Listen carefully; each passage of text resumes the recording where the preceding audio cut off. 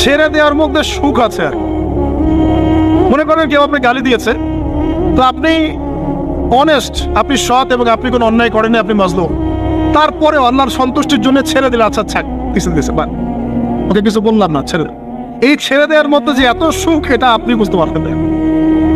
এই সুখটা উপলব্ধি করেছেন স্বয়ং রাসূল সাল্লাল্লাহু আলাইহি ওয়াসাল্লাম। মক্কা বিজয়ের দিন ওই যে বহু মানুষ এসে কি বলেছিল,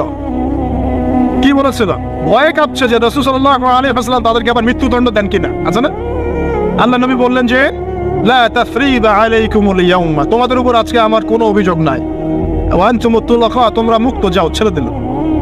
এটা শান্তি। ইউসুফ আলাইহিস সালামের ভাইরা কুয়াতে ফেলে দিয়েছিল না, সেখান থেকে মিশরের বাজারে, সেখান থেকে রাজপ্রাসাদে, সেখান থেকে জেলখানায়, জেলখানা থেকে রাষ্ট্র ক্ষমতায়। কি লাইফ, ট্র্যাজেডি, লাইফের ট্র্যাজেডি দেখেছেন? এখন ইউসুফ আলাইহিস সালাম যখন শেষে ভাই থেকে চিনলেন, তিনি কি ভাইদের প্রতি প্রতিশোধ নিয়েছেন? বলেছেন যাও, মাফ করে দিলাম, ছেড়ে। এটাই শান্তি। আল্লাহর জন্য ত্যাগের মহিমার মধ্যে শান্তি আছে। আল্লাহ পাক আমাদেরকে ত্যাগ করার তৌফিক দান। তাই বলে সব জায়গায় আবার ত্যাগ করা যাবে না, এটাও মাথায় রাখতে হবে। বুঝতে পারছেন না কথা বলি?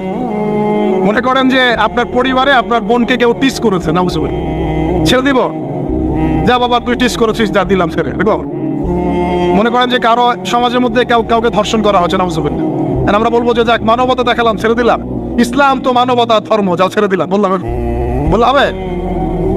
সব জায়গায় ইসলাম মানবতা শেখায় নাই, কারণ কোন কোন জায়গায় মানবতা না শেখানোটাই ফরজ।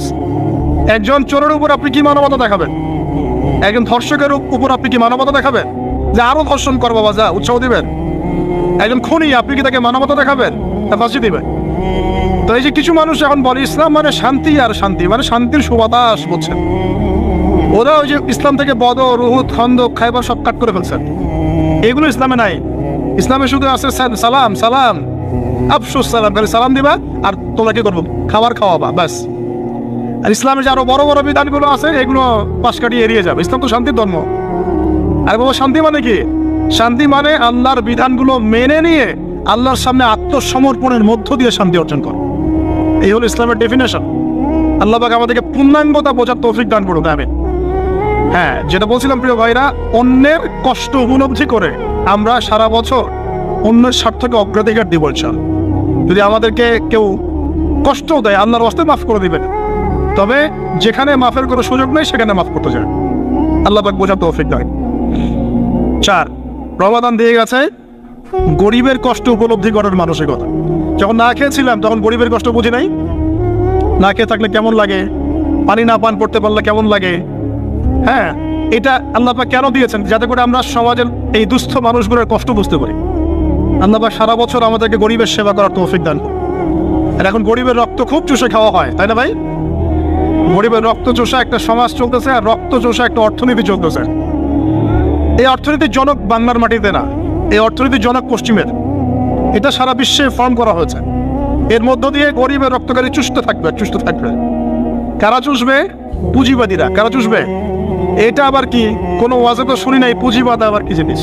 এটাকে ক্যাপিটালিজম বলে। পুঁজিবাদ মানে সমাজের একটা অংশের মানুষের কাছে ধন সম্পদ কক্ষীভূত হবে, বাকিরা আস্তে আস্তে গরিব হতে থাকবে দিন দিন। এটা হচ্ছে কিনা? সমাজে এই স্তরবিন্যাসটা বাড়ছে কিনা? এই তো ঢাকা শহরে গিয়ে দেখেন না, বড় বড় কিছু জায়গা, গুলশান, বনানী, বাড়িধারা, এই বসুন্ধরা, দেখবেন খালি টলেস্ট বিল্ডিং, প্রতিযোগিতা। আর একটা বড় অংশ দেখবেন খালি বস্তি আর বস্তি।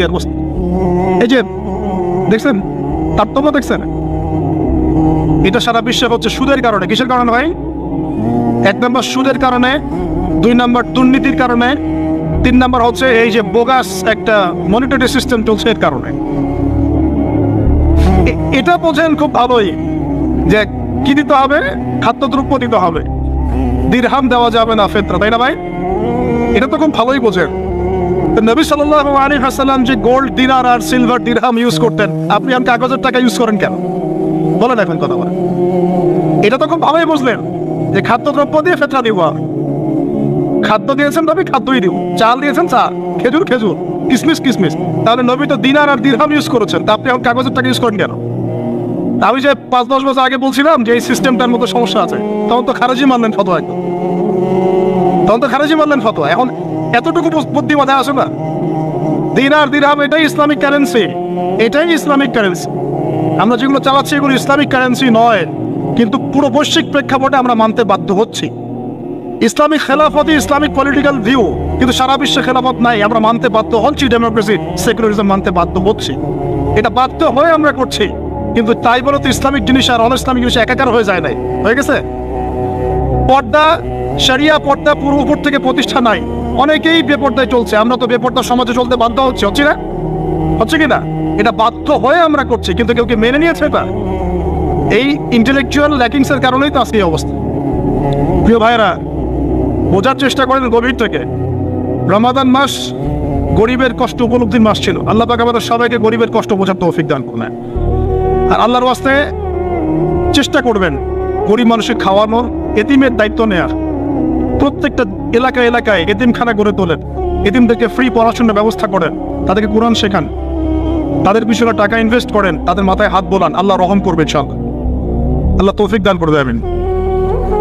এরপরে রমজান শিখিয়ে গেছে আমাদেরকে 5 নাম্বার, বেশি লম্বা করবো না, আমি আপনাদেরকে বিরক্ত করতে যাচ্ছি না, আমি 10টা পয়েন্ট বলছি। 5 নাম্বারটা দেখুন, এর মনোযোগ দেন, এটা খুব ইম্পর্টেন্ট। রমজান দিয়ে গেছে কোরআন। রমজান কি দিয়ে গেছে ভাই? এটাই তো সবচেয়ে বড় কথা নাকি? রমজানের সবচেয়ে বড় কথা কি? এই মাসে কি হয়েছে? কোরআন নাজিল হয়েছে। তো রমজান মাস চলে গেছে, কি আমরা কি কোরআনটাকে এখন বন্ধ করে রেখে দিব ভাই? রমাদান মাসে কারা কারা কোরআন খতম করেছেন হাত তোলেন দেখি। সুবহানাল্লাহ, মাত্রই কয়জন? রমাদান মাসে কোরআন খতম করেছেন কারা কারা? অন্তত একবার। আল্লাহু আকবার। আল্লাহ আমাদেরকে মাফ করুন, আমিন। আল্লাহ আমাদেরকে মাফ করুন। আমি খুবই হতাশ হলাম। রমাদান মাসে কোরআন অন্তত একটা বার তো খতম করা উচিত ছিল নাকি ভাই? আচ্ছা, রমজানের সওম রাখেন কেন জানেন? রমজান মাসে কোরআন নাজিল হয়েছে, এটা রমজানের সম্মান। আল্লাহ পাক বলেন নাই শাহরু রমাদান আল্লাযী উনজিলা ফীহিল কোরআন? আল্লাহ পাক বলেন নাই রমজান সেই মাস যেই মাসে কোরআন নাজিল হয়েছে? ইন্না আনজালনাহু ফী লাইলাতিল কদর, কদরের রাতে আমি কোরআন নাজিল করেছি। তাহলে রমাদান মাসে কোরআন পেয়েও যারা কোরআন পড়লো না, বুঝলো না, খতম করলো না, আমি তাদের জন্য আফসোস ছাড়া কিছু করতে পারছি না। আচ্ছা যাই হোক, যা করেছেন, তওবা করা যাবে তো ইনশাআল্লাহ? আমার সাথে বলেন আস্তাগফিরুল্লাহ আল্লাযী লা ইলাহা ইল্লা হুয়াল হাইয়ুল কাইয়্যুম ওয়া আতুবু ইলাইহি। আল্লাহ আমাদের সবাইকে কোরআন তেলাওয়াত করার তৌফিক দান করুন, সবাইকে কোরআন তেলাওয়াত শেখার তৌফিক দান করুন। আর ভাই, যোগ্যতা অর্জন করে তো দিনের কাজ করতে হবে, আগে তো কোরআন তেলাওয়াত করা শিখতে হবে নাকি? আল্লাহ পাক সবাইকে কোরআন তেলাওয়াত শেখার তৌফিক দান করুন, কোরআনের তাফসীরগুলো পড়ার তৌফিক দান করুন। আল্লাহ পাক প্রতি মাসে কমপক্ষে একবার করে কোরআন খতম করার তৌফিক দান। আল্লাহর রাসূল রমজান মাসে কোরআন এক খতম করতেন। জিবরাইল আলাইহিস সালাম আসতেন, তিনি পড়তেন, তিনি শুনতেন, তিনি পড়তেন, তিনি শুনতেন। এভাবে তারা প্রতি রমাদানে কোরআন খতম করতেন কিনা? তার মানে মাসে কোরআন খতম করা রাসূলের সুন্নাত না? আমরা কি এই সুন্নাতটা জীবিত করতে পারবো না ইনশাআল্লাহ? প্রত্যেক দিনে এক পারা করে পড়লেই হয়ে যায়। এক পারা মানে 20 পৃষ্ঠা। এই হাফেজি কোরআনের 20 পৃষ্ঠা, সময় লাগবে সর্বোচ্চ 1 ঘন্টা থেকে 1.5 ঘন্টা, সর্বোচ্চ 1 ঘন্টা থেকে 1.5 ঘন্টা। যারা হাফেজ তাদের সময় লাগে আধা ঘন্টাও না, আধা ঘন্টা। পারবো না ভাই ইনশাআল্লাহ? আল্লাহ পাক এই রমজান মাসের এই কোরআনকে সারা বছর আঁকড়ে ধরার তৌফিক দান করুন। এই কোরআন নাজিল হওয়ার পরে আইয়ামে জাহিলিয়াত পরিবর্তন হয়েছিল, আবু জাহেলের শাসন পরিবর্তিত হয়ে মুহাম্মাদের শাসন হয়েছে। অতএব কোরআন থেকে বিমুখ জাতি কখনো দিন কায়েম করতে পারবে না। আল্লাহ পাক বোঝার তৌফিক দান করুন, আমিন। আমাদের যুবক ভাইরা একটু ওয়াদা করতে পারি তো ইনশাআল্লাহ সবাই কোরআন তেলাওয়াত করা শিখবো, প্রত্যেক মাসে এক খতম দেবো ইনশাআল্লাহ, কোরআনের অর্থ পড়বো ইনশাআল্লাহ। না অর্থ পড়ার দরকার নাই, খালি প্রত্যেক হরফে 10 লাখি কামাই করবো, অর্থ পড়ার কোনো দরকার নাই ভাই?